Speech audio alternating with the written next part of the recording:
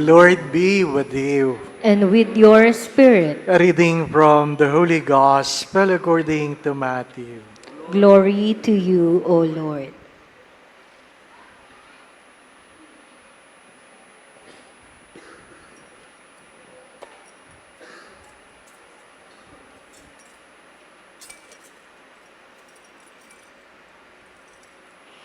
When the Magi had departed, behold, the angel of the Lord appeared to Joseph in a dream and said, "Rise, take the child and his mother, flee to Egypt, and stay there until I tell you.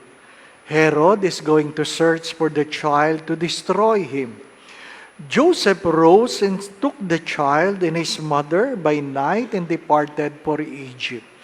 He stayed there until the death of Herod.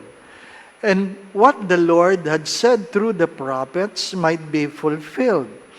"Out of Egypt I called my son." When Herod had died, behold, the angel of the Lord appeared in a dream to Joseph in Egypt and said, "Rise, take the child and his mother and go to the land of Israel, for those who sought the child's life are dead." He rose, took the child and his mother, and went to the land of Israel. But when he heard that Archelaus was ruling over Judea in place of his father Herod, he was afraid to go back there. And because he had been warned in a dream, he departed for the region of Galilee. He went and dwelt in a town called Nazareth, so that what had been spoken through the prophets might be fulfilled. He shall be called the Nazarene. Brothers and sisters, the Gospel of the Lord. Praise to you, Lord Jesus Christ.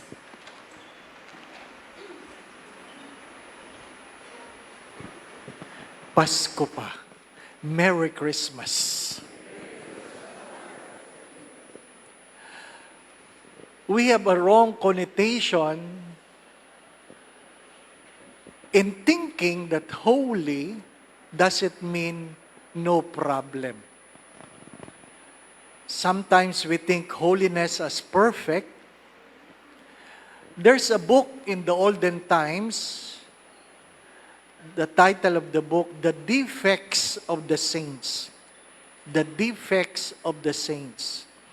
Yung mga santo, may depekto. Ano po? Nakasulat doon kung sino santo, ano kanilang mga kapulaan. Para ipaalala na sila ay hindi santo dahil sila ay perpekto, kundi tinanggap nila ang kanilang kahinaan at yun ang naging dahilan, naging daan tungo sa kailang kabanalan. Ano po? So when we talk about Holy Family, we should remove the notions that they are not having problems. Can you imagine you have a husband who dreams a lot? Ha?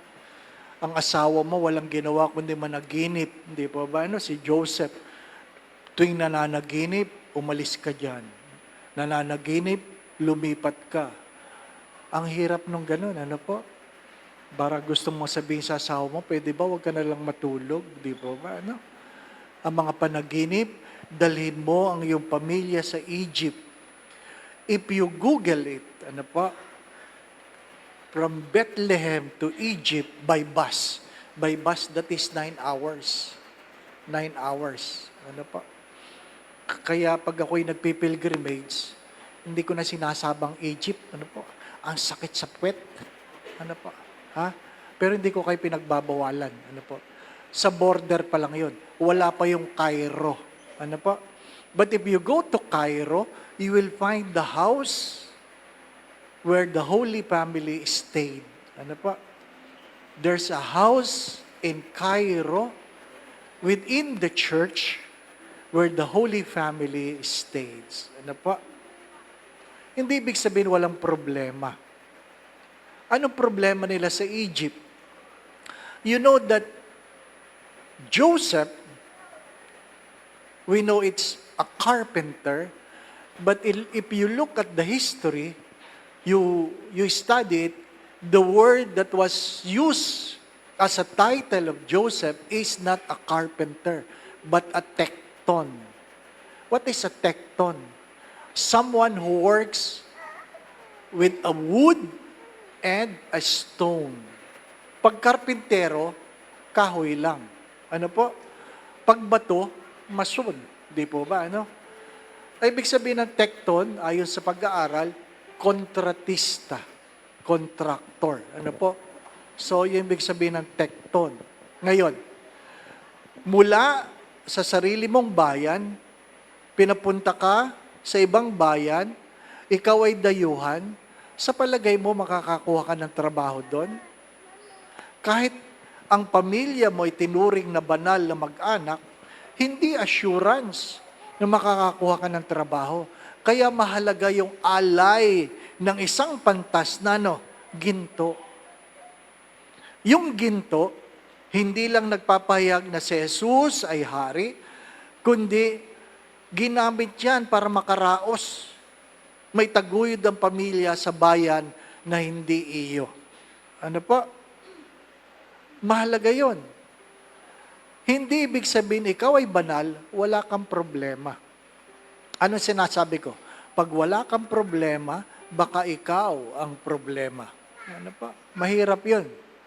Mahalaga na tanggapin natin na ang Diyos ay kumikilos sa gitna ng ating mga problema.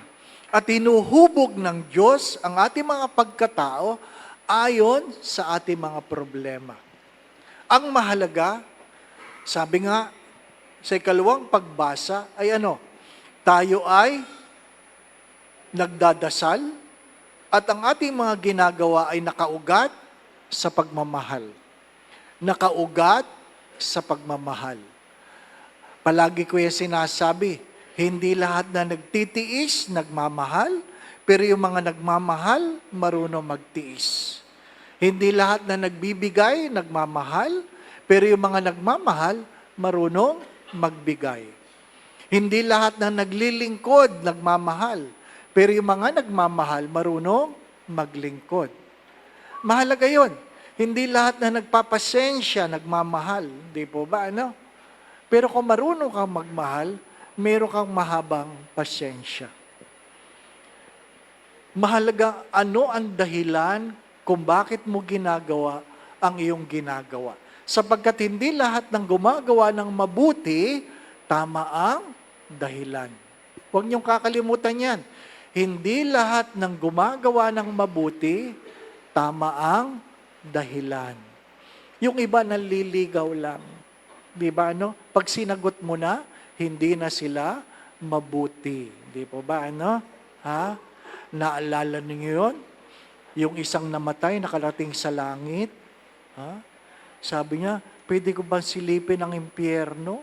Naku, nalungkot si San Pedro. Nasa langit ka na, gusto pa sumilip sa impyerno. Pinagbigyan. Pagdating sa impyerno, hindi pa siya lumalapit sa pinto. Bumukas na ang pinto. May banda, dan. Ay, ang saya. Tapos, may mga magagandang babae daw na nagsasabit ng bulaklak. Ay, tapos, siya daw ay pinapalakpakan. Tapos, maraming masasarap na pagkain. Ay, ang saya-saya. Sabi niya kay Satanas, pwede ba dito na lang ako? Sabi, hindi. Nakikiraan ka lang. Sabi niya, balik ako kay San Pedro.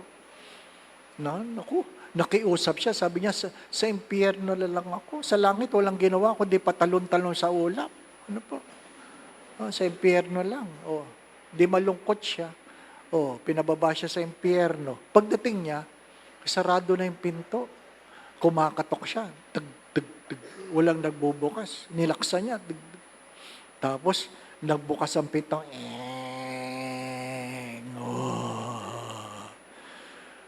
Wala na yung banda, madilim na, wala na yung magaganda, wala nang pagkain.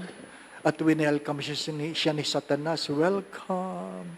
Sabi niya, bakit kanina, nung dumating ako, ang saya-saya. Ano sabi ni Satanas? Ganyan talaga pag nangangampanya. Mag-iingat kayo sa nangangampanya. Ano po? Palagi maganda sinasabi niyan, panay ang ayuda. Ano po? Ha? Ganun ang impyerno. Gusto natin masaya. Hindi natin alam kung saan patutong ang ating daan. Hindi pwedeng ginagawa mo lang ang tama pero mali ang dahilan. Anong meron sinasabi sa unang pagbasa na nagpapaliwanag ng banal na mag-anak? Paulit-ulit ko po itong sinasabi. Ano po? Basahin niyo uli pag umuwi kayo. Ano po? Memoryahin ninyo sapagkat mahalagang-mahalaga ito. Unang-una, ano sabi doon? Ang sino mang gumagalang sa kanyang mga magulang ay pinagkakaloban ng Diyos ng mahabang buhay. That's the only law with a promise. The only law in the Ten Commandments with a promise. Pag ginawa mo, may pangako. Ano po?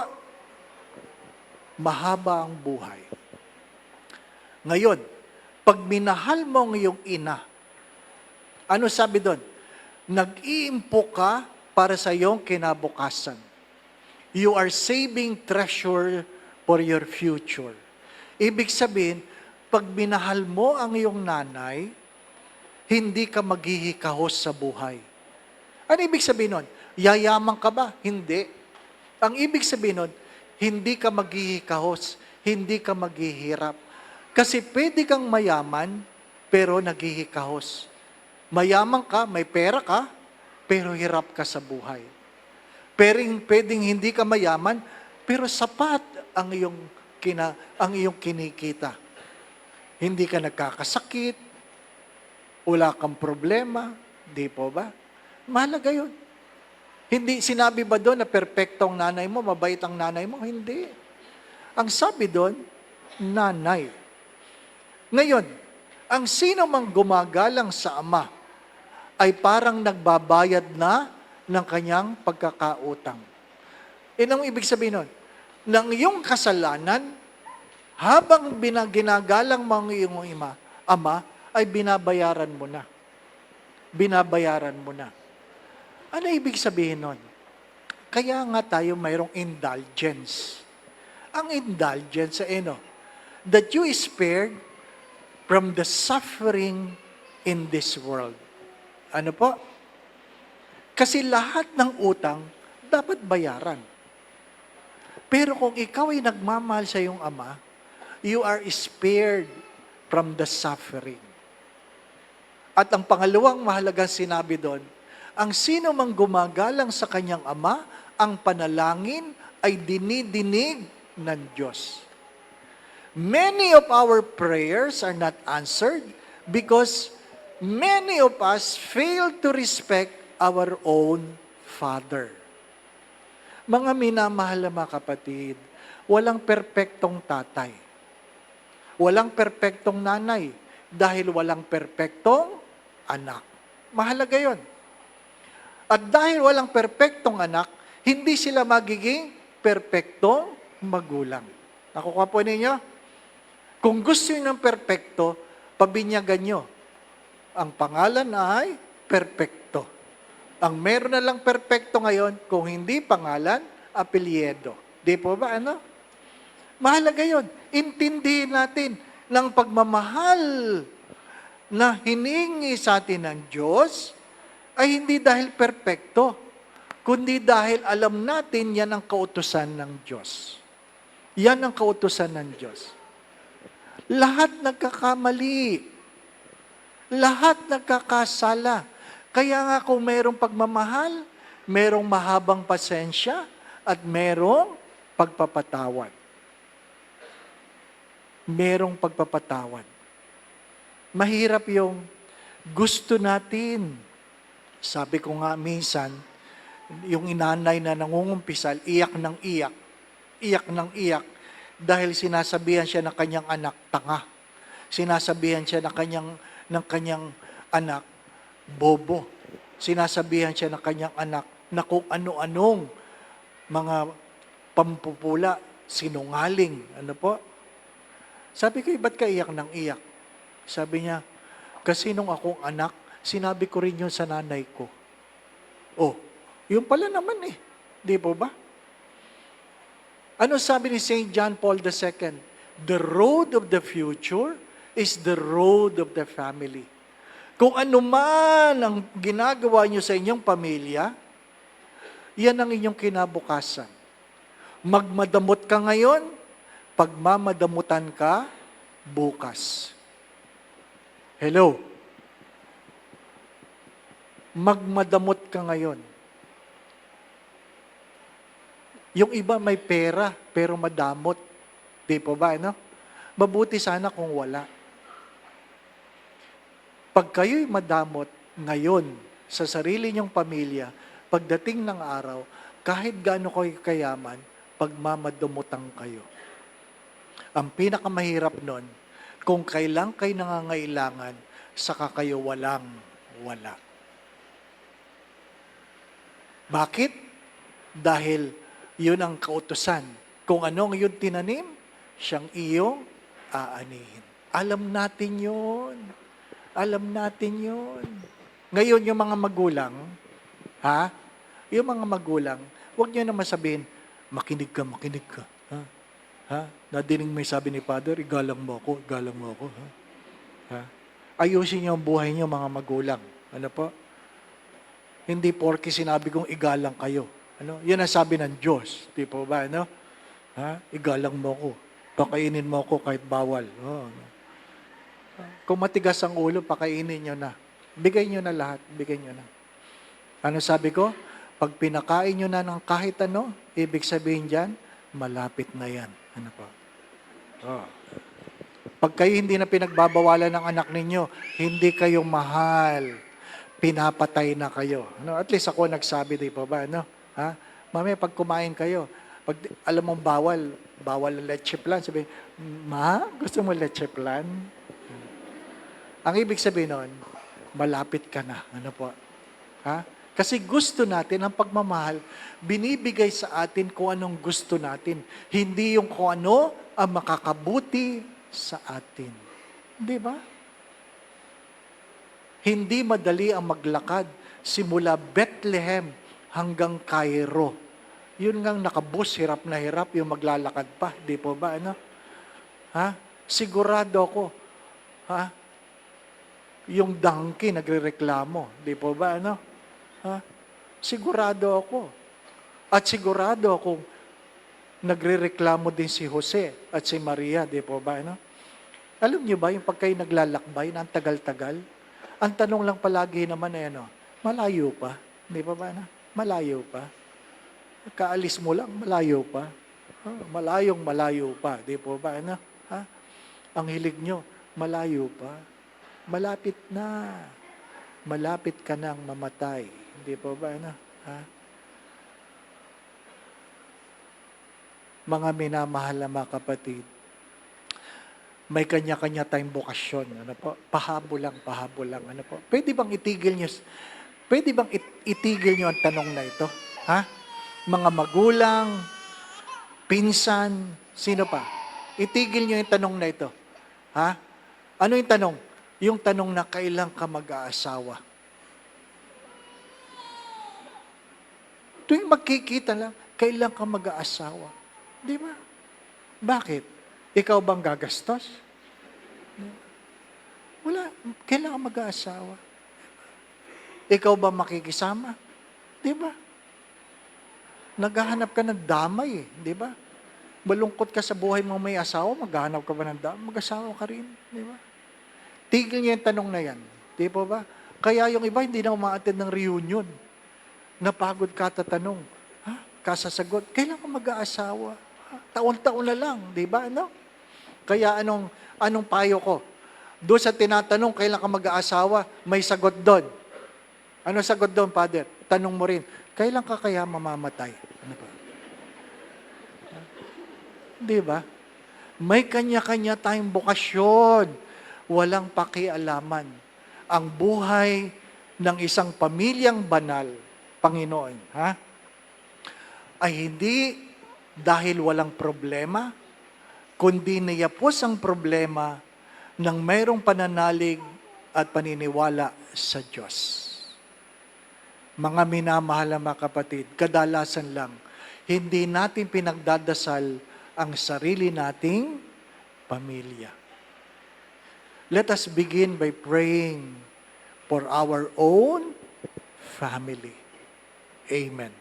Going back to what I've said, my dear friends, my brothers and sisters, holiness doesn't mean perfect. That's the goal. But it doesn't mean perfect without flaws.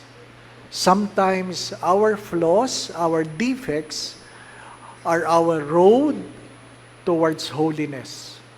Ang mahalaga, si Jesus ay hindi isang bisita, kundi isang kaanib ng isang pamilya na pinaghaharian ng pagmamahal at mahabang pasensya.